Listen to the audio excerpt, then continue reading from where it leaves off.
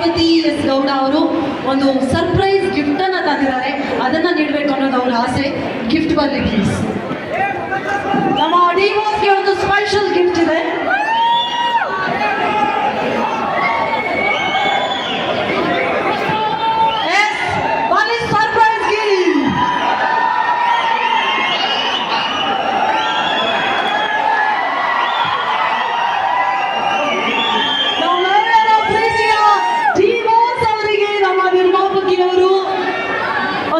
Cute ಆಗಿರೋ ಪಪ್ಪಿಯನ್ನ ಕೊಡ್ತಾ ಇದ್ದಾರೆ.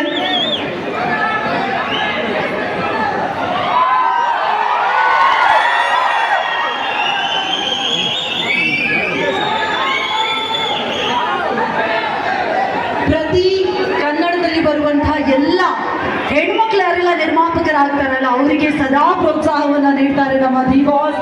ಹಾಗಾಗಿ ಇದೀಗ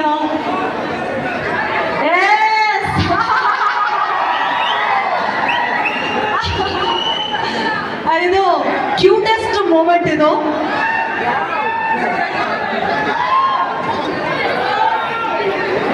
ಇದರ ಜೊತೆಗೆ ಇನ್ನೊಂದು ಸರ್ಪ್ರೈಸ್ ಗಿಫ್ಟ್ ಇದೆ. ಇದು